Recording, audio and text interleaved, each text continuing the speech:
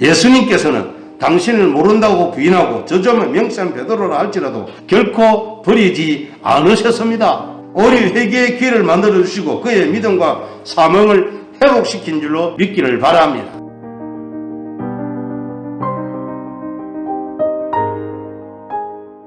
예수님의 부활, 그가 살아나셨고 이런 제목이지요. 예수님의 부활은 세상의 모든 날보다 인생 최고의 소식인 줄로 믿기를 바랍니다.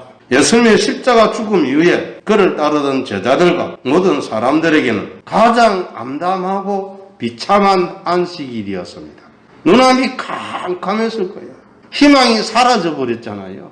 죽은 자를 살리고 무리를 걸으시고 바람과 바다를 잔잔케 하신 분이 죽으시다니 상상 밖의 얘기잖아요. 예수님 말씀하셨지만 그건 취할 수 없는 이야기거든. 받아들일 수 없는 얘기거든요. 또한 예수님이 무덤에서 보내신 안식일은 마지막 안식일이라는 의미도 있다는 것을 아시기를 바랍니다. 안식일 끝내버렸다 이 말이에요.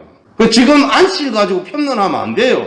예수님이 안식을 끝내버렸다는 거예요. 그것은 죽음의 세력이 지배하는 마지막 날이라고도 할 수 있습니다. 죽음의 세력이 지배하여 지금도 지배하고 있지만 이제 부활하심으로 말미암아 죽음의 세력이 무너진 날이다 이 말입니다. 그리고 새 날이 밝아왔습니다. 우주 역사의 신균을 이룬 부활의 날이 밝았습니다. 역사상 첫 부활의 아침이 온 것을 믿으시기를 바랍니다. 제가 첫이란 말 썼어요. 그 다음 누가 부활해요? 믿는 성도들이 부활하는 줄로 믿기를 바랍니다. 이게 두 번째 부활이에요. 주님의 날, 안식 후 첫날이지요. 주님의 날. 이때부터 주님의 날, 우리가 오늘 주일을 지킨 게 시작됐다. 이렇게 보면 돼요. 이 주님의 날 안에 안식일의 모든 것까지 다 들어가 버린 거예요. 그런데 이때에 무덤을 찾아간 여인들이 등장합니다. 기독교는요, 여인들이 세워진 종교라고 해도 과언이 아닐 것 같아요. 마가복음 16장 1절 2절에 안식일이 지남에 막달라 마리아와 야고보의 어머니 마리아와 또 살로메가 가서 예수께 바르기 위하여 향품을 사다 두었다가 안식 후 첫날 매우 일찍이 해 돋을 때에 그 무덤으로 가며라고 합니다. 왜 갔을까요? 부활을 환영하러 갔을까요? 아니올시다. 주님의 날 곧 안식 후 첫날 여인들이 향품을 가지고 예수님의 무덤을 찾아간 것은 부활하신 예수님을 감격으로 만나러 온 것이 아니라 이 말입니다. 도리어 그 시체를 오래 보존하기 위하여 향품을 바르려고 온 것입니다. 부활은 꿈도 꿀 수가 없어요. 생각도 못하는 거예요. 왜 경험하지 못한 건 모른다고 그랬지요. 아무리 주님이 여러 번에 걸쳐서 부활하신다고 말씀하셨지만 이건 감각이 안 맞는 거예요. 차원이 다른 얘기니까 이해가 안 되는 거지요. 그분들은 예수님에 대한 남들은 충성심을 가지고 있었습니다. 그분들의 충성심이 부활신앙은 아니지만 그 대상이 예수님이십니다. 이게 중요한 거예요. 우리의 신앙이 조금 그렇다 할지라도 그 대상이 하나님이시면, 그 대상이 예수님이시면, 삼일체 하나님이면 문제가 안 생겨요. 할렐루야. 그 대상이 누구냐에 중요한 거예요. 그렇기 때문에 하나님께서는 그분들에게 우주적 대역사인 부활의 첫 목격자가 되는 은혜를 입혀주신 줄로 믿기를 바랍니다. 첫 번째 부활의 목격자예요. 이 신비 중에 신비하네요. 두 번째는 열린 무덤입니다. 마가복음 16장 3절로 4절에 보면 서로 말하되 누가 우리를 위하여 무덤 문에서 돌을 굴려주려요 하더니 눈을 들어본즉 벌써 돌이 굴려져 있는데 그 돌이 심히 크더라 하였습니다. 여인들의 힘으로는 돌을 굴려낼 수 있는 정도가 아니에요. 더군다나 로마 군병이 지키고 있잖아요. 가서 로마 군병이 여기 사정을 해야 돼요. 지금 좀 발라드려야 되니까 좀 열어달라고. 아마 그런 생각하고 이야기하면서 갔을 거예요. 가니까 문 열려있네. 할렐루야. 누가 열었을까요? 그분들은 무덤 앞에 도착했을 때 예기치 않았던 광경을 목도했습니다. 그분들이 걱정했던 무덤 문은 열려 있었습니다. 마태복음 28장 2절에 보면 큰 지진이 나며 주의 천사가 하늘로부터 내려와 돌을 굴려내고 그 위에 앉았는데 라고 하였습니다. 누가 굴렸다고요? 주의 천사가, 예수님의 천사가 돌을 굴려내버린 거예요. 사람이 열어놓은 것이 아니라 천사가 열었다는 것입니다. 여러분 성경에 보면 천사가 자주 등장합니다. 베드로가 옥에 갇혔는데 베드로는 쿨쿨 잡니다. 몇 장 좋아요. 내일 처형되는데 교회는 석방되기 위해서 기도합니다. 여러분 지금 얘기돼요? 기도하면서도 잘 못 믿었을 것 같아요. 그렇지요?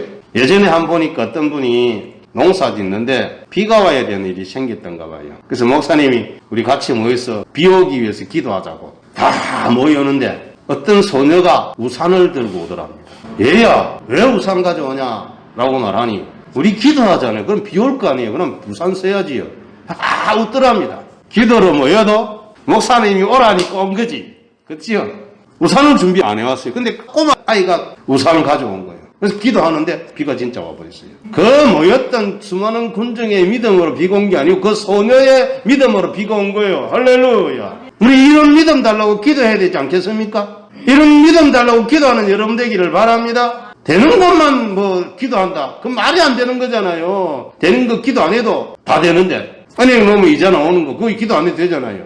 왜 뭘 기도해요? 안 되는 걸 놓고 기도하는 거잖아요, 사실은. 그러니까 안 되는 것을 되는 것으로 믿는 거, 이거 굉장히 어려워요. 그래서 이런 믿음을 우리에게 달라고 기도해야 될 줄로 믿습니다. 그 무덤 안에는 이미 죽음이란 없었습니다. 여러분, 생명을 무덤에 가둘 수 없습니다. 첫 번째 부활과 그 증인들입니다. 첫 번째 빈무덤이죠. 마가복음 16장 5절에 무덤에 들어가서 흰 옷을 입은 한 청년이 우편에 앉은 것을 보고 놀라매 하였습니다. 예수님 안 계시고 청년이 앉아있는데 청년은 여러분 천사입니다. 그죠? 무덤에서 만난 이는 천사였습니다. 그에 대해서 마태복음 28장 2절로 3절에 보면 큰 지진이 나며 주의 천사가 하늘로부터 내려와 돌을 굴려내고 그 위에 앉았는데 그 형상이 번개 같고 그 옷은 눈같이 그늘이라고 하였습니다. 이건 볼 수 없는 존재라는 거예요. 너무 위험찬 존재가 천사라는 거예요. 그 형상이 번개 같고 그 옷은 눈같이 흰 천사였다라고 하였습니다. 하나님이 특별한 일에 천사를 동원할 때가 있다 이 말입니다. 예수님은 무덤 안에 계시지 않고 낯선 청년이 앉아 있었으므로 그분들은 놀랐습니다. 신앙의 열정이 말씀을 쫓지 않을 때 생명의 그리스도를 만난다는 것은 어렵습니다.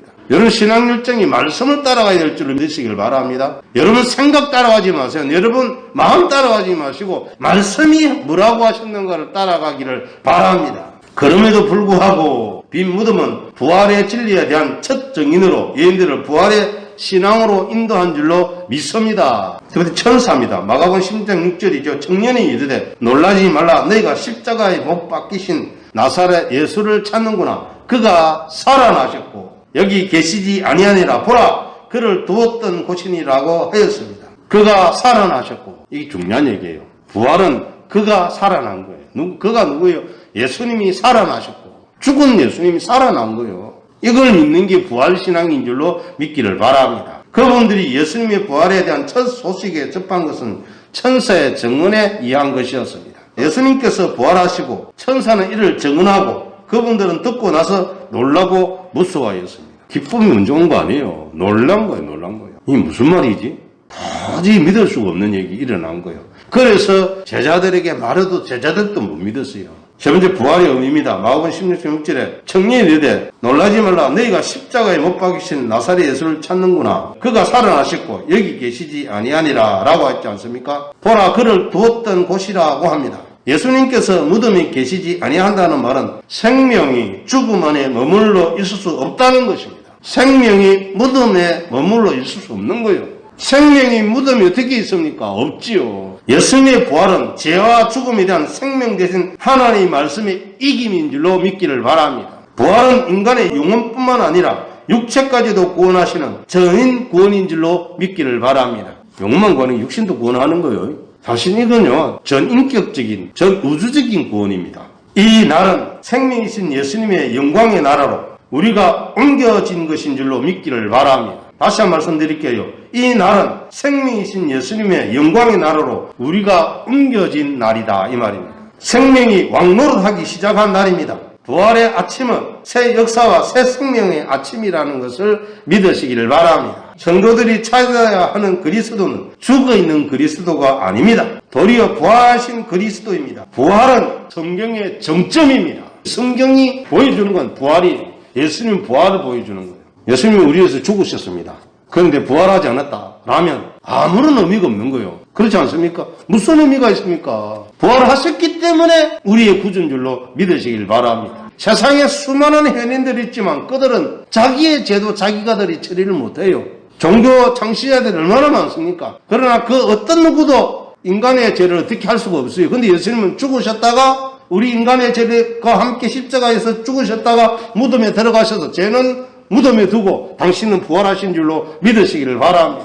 이걸 우리가 알아야 신앙생활에 힘이 있는 줄로 믿기를 바랍니다. 그래서 부활은 성경의 정점이다 하는 겁니다. 네 번째, 부활의 소식을 들은 사람들이에요. 마가복음 16장 7절에 가서 그의 제자들과 베드로에게 이르기를 예수께서 너희보다 먼저 갈릴리로 가시나니 전에 너희에게 말씀하신 대로 너희가 거기서 만나리라 하라 하는지라. 예수님은 고난 당하시기 전에도 제자들을 사랑하셨습니다.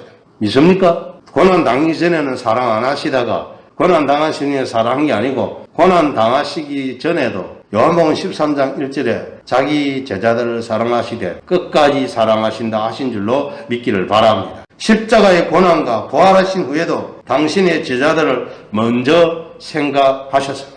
예수님의 제자들입니다. 예수님께서는 부활의 소식을 당신의 제자들과 베드로에게만 국한시키셨습니다. 우리가 생각할 때는 다 해야 될 것 같아요. 빌라도에게 내 부활했다 알리면 얼마나 멋있을 것 같아요. 헤롯에게 내가 부활했다 알리면 그래 하지 않으셨어요.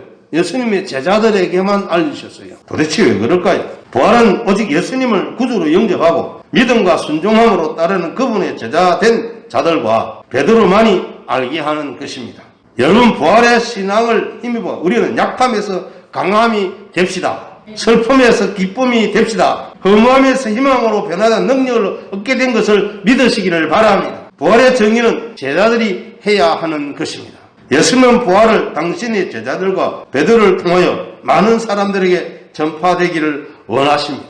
그렇기 때문에 예수님의 제자들이 사도행전에 뭐랍니까? 주여, 이스라엘을 회복하심이 이때입니까? 하니까 뭐라고 말씀입니까? 때와 기한은 아버지께 속하여서 너희가 알 바 아니요. 제자들이 이스라엘 사람이에요. 애국자들이에요. 그래서 이제 이스라엘이 독립될 기회가 왔구나 라고 했는데 예수님은 아니라고. 그건 아버지께 권한에 속한 너희들이 닫아. 오직 성령이 너희에게 임하시면 너희가 권능을 받고 예루살렘과 온유대와 사마리아 땅끝까지 이르러 내 증인이 되라 하신 줄로 믿기를 바랍니다. 그러니까 예수님의 관심은 당신의 제자들이 나와서 부활의 증인이 되라 한 거지 어떤 민족, 이스라엘 민족이 증인이 되라 하지 않았었어요. 오늘날 교회가 거기에 자꾸 딜레마가 있는 것 같아요. 자꾸 거기에 걸려요. 예수님은 부활의 증인이 되라고 하는데 자꾸 딴 걸 하라고 해요. 맞는, 인간적으로 볼 때는 맞는 것 같은데 성경이 예수님 그래. 때와 기는 아버지께 속했으니 성령이 임하면 예수의 증인이 돼. 할렐루야. 그리 말씀하는데 자꾸 딴짓 하려고 그래요. 딴짓하는 건 왜 그래요? 성령이 임하시지 않았기 때문에.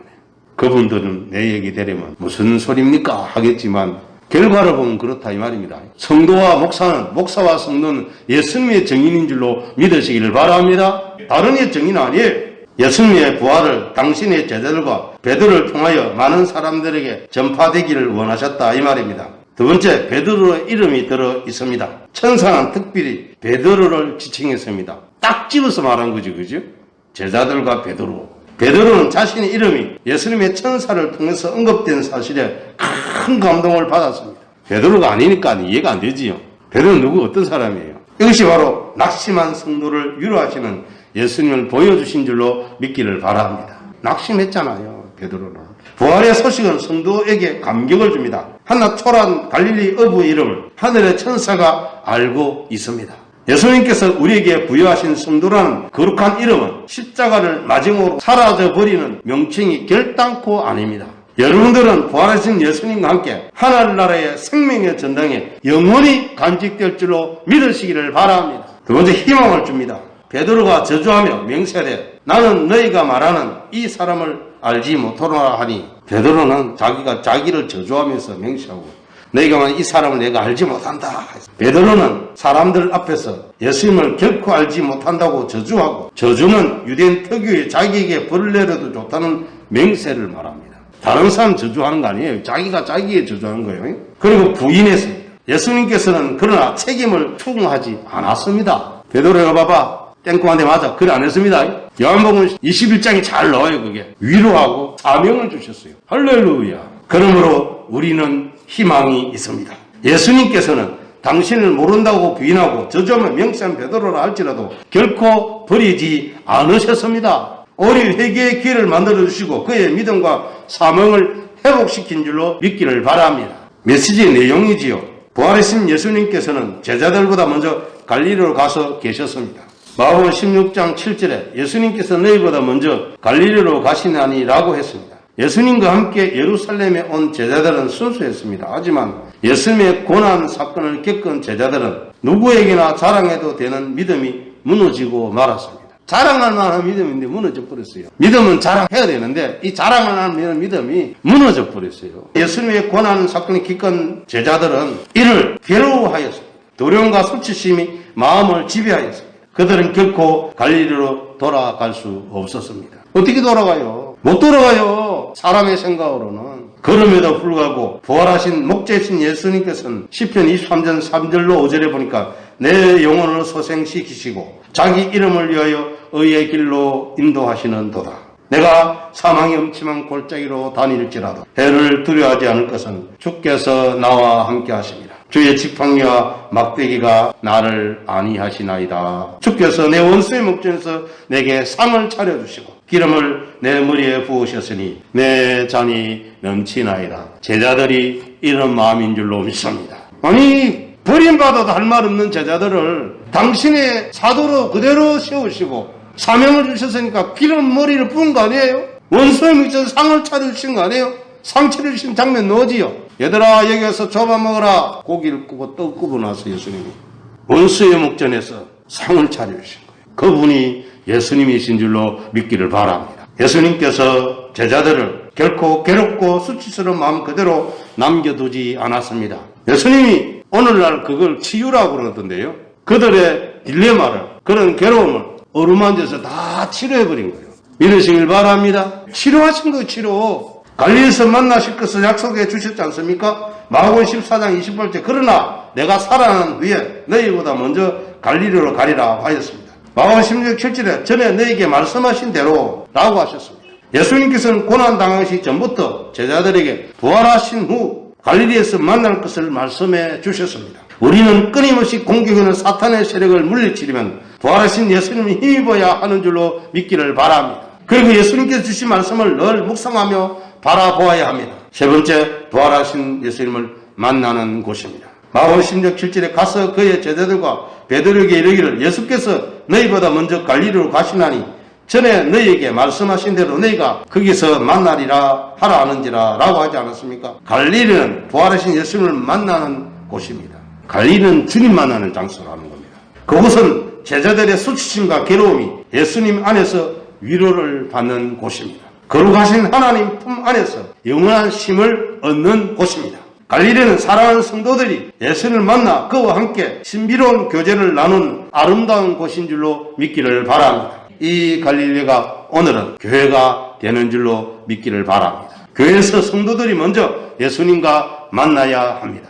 그리고 서로 친교하면서 힘을 얻어야 합니다. 힘을 얻어 세상에 나와서 생활하며 부활의 증인으로 살아야 하는 줄로 믿으시기를 바랍니다. 생각을 해봅시다. 예수님을 만난 사람은 누굽니까? 부활하신 예수님은 당신을 사랑하는 사람에게 나타나신 줄로 믿습니다. 막달라 마리아는 어떠한 사람입니까? 마가복음에 소개한 대로 그녀는 하나도 아닌 7 귀신에게 사로잡혀 고통을 당했던 사람입니다. 귀신은 그녀의 정신과 육체를 마음대로 움직였습니다. 따뜻한 가정을 떠나 음침한 무덤가로 밤마다 끌고 다녔을 것입니다. 여인으로서 아름다움을 상실한 채 귀신으로 말미암아 온갖 고통을 당했습니다.